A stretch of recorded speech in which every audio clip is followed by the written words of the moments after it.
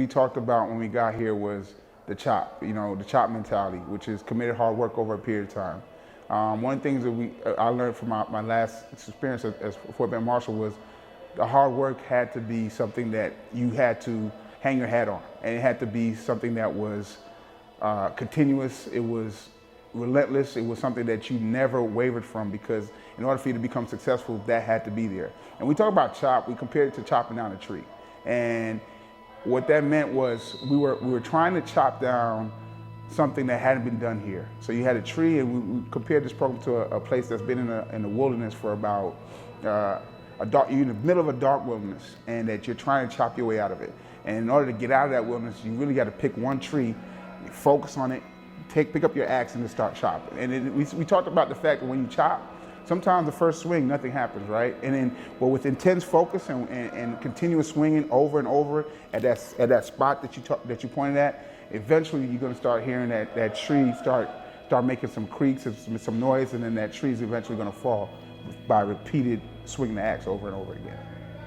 For a program that hasn't made the playoffs since 2003, a 4-0 start doesn't happen overnight. But for Oji Fagan, he's got Cy Springs chopping every single day as the Panthers prepare for Cy Ranch this Friday. For Oji Fagan, his head coaching experience started at Hudson Valley Community College in his home state of New York. I guess one of the biggest things about being a head coach at junior college for 5 years that prepared me for this level is we had a different team every year. I mean, at JUCO level, you have kids come in every 2 years, and you work with them and they move on.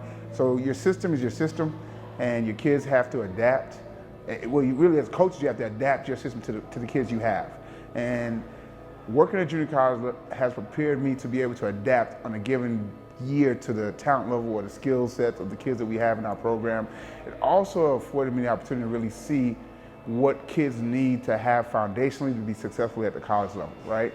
So like, most of those kids who end up coming to JUCO were uber talented individuals, but they struggled in the classroom. And most of the mistakes they made were probably a freshman and sophomore year. So having that insight, being able to put together an academic game plan so that we could really build a strong foundation for our kids who had that ceiling, you know what I mean? So it really helped me to have like a comprehensive vision of how to build a strong high school football program. Coach Fagan, who interned under New York Giants head coach Tom Coughlin in the summer of 2008, learned plenty from a Super Bowl caliber franchise. The word that helped me is organization, all right? And sitting in meetings with Tom Coughlin and his staff, I mean, that was incredible, because I learned so much about how to build a staff, how to manage a staff on a daily basis, from morning till night. Everything that went into being successful, everything that went into winning. It changed my whole thought process on coaching. It changed my whole thought process of being a head coach. When I first got to be a head coach, I think I was trying to coach everything, right? I think I was coaching the players, I was coaching the coaches, but sitting with Coach Coughlin, he taught me that the head coach's job is to coach the coaches. And really, that was probably the biggest advice he gave me to be successful, is make sure that you're coaching your coaches on a daily basis, because if your coaches are carrying your message or are doing the things that you ask of them, your team is going to be successful. Learning to chase excellence at Fort Bend Marshal helped build the foundation that Coach Fagan set at Cy Springs. So we really, it's probably one of the hardest working staffs and programs I've ever been around. I don't think our kids realize how hard we worked. It was our culture, it was our way of life. So the work we put in was just what they did on a day-to-day basis. They never realized they were going above and beyond anything that they did. They were just chasing their goals. And really, the biggest thing I learned from that staff is how to chase excellence. It's like to block out the things that you cannot control, focus on the controllables, go to work every day, and really stay together and build a family-oriented environment where the kids are, brothers.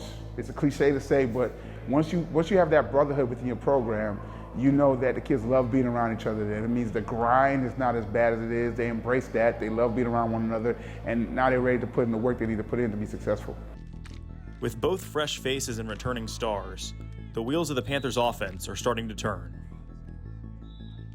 So one of the things is, the passing game, it takes some time. And, we had Tim and we had Harry here, all right? But we had to, incorporate some new pieces, and we're still learning how to play together. So like, I'm really excited because in the last couple of weeks, you start seeing the team start gelling and good things start happening in the passing game and offensively for us, because the pieces are starting to work together like they haven't before. And so just getting that time in, you know what I mean? Get that time on the practice field, that time in with each other, getting to know one another, getting to be able to read each other in and out of cuts and things of that nature. Just building that cohesion that you need to be successful offensively.